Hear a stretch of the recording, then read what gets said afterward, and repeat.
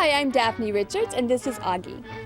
Our question this week comes from viewer Jenny Ostertag, who's noticed some odd discoloration on the leaves of the mock orange that she planted in late spring this year. About 6 months after planting, she noticed that some of the leaves appeared to be covered in mold or mildew. In describing the planting environment, Jenny says that she has a drip line to the plant so the leaves don't get wet when she irrigates. And she hadn't gotten much rain leading up to this damage, so how could mildew have developed? Jenny also notes that the mock orange is planted in the corner of her yard in dappled sun, so she wonders if it's getting enough light. After taking these photos, she trimmed off all the affected branches, but's now worried that since the plant is so new, trimming off the damage didn't leave a whole lot of foliage behind to support the young shrub. Jenny likes to know if there's a chance of saving her plant and what to do to prevent this problem going forward. First of all, Jenny, you've done a great detective work taking note of all the various environmental factors. That's definitely the best way to solve a plant problem and to get the best diagnosis. Location, rainfall, sunlight, planting time, all of those play a role in plant health, and taken together can actually have a synergistic effect, both positive and negative.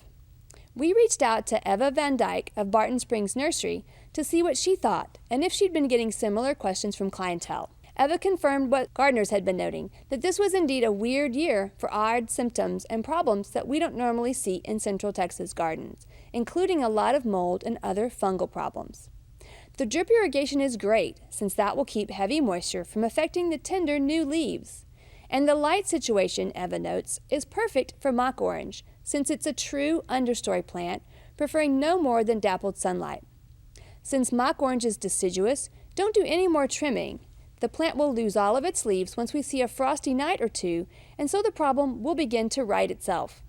Just be sure to clean away any leaf litter and make sure to mulch heavily around the base of the plant, but not too close to the young trunk, to insulate that small root ball against the cold of its first winter in the ground. If we have a wet winter, go ahead and remove that mulch in the spring and replace it with fresh dry mulch to remove any fungal spores that have been harbored over the winter. Once the plant completely leaves out, go ahead and do a preventative spray on the entire plant and the soil surrounding it with Serenade, a natural fungicide. It's also noteworthy from Jenny's photos that the new growth at the base of the plant is entirely healthy, so it's very likely that the older leaves are just senescing more quickly due to transplant shock, making them more susceptible to secondary problems. I'm betting that your mock orange bounces back very quickly in its second year, Jenny, so keep us posted. Our plant this week is star jasmine, a fabulous vine that can also be used as a ground cover. It grows quite vigorously if given the proper conditions, protection from the harsh rays of the afternoon sun, and a little bit of extra water. I've never fertilized the one in my garden, and it runs rampant in the spring, or after any rainy period. Its most fragrant, showy time is in about mid-spring, but it will have a few blooms in the early summer. Once the full summer heat sets in, growth will slow, which you'll most likely welcome since sour jasmine needs regular pruning to keep it in bounds. Be sure to train it early to get it going the way that you want.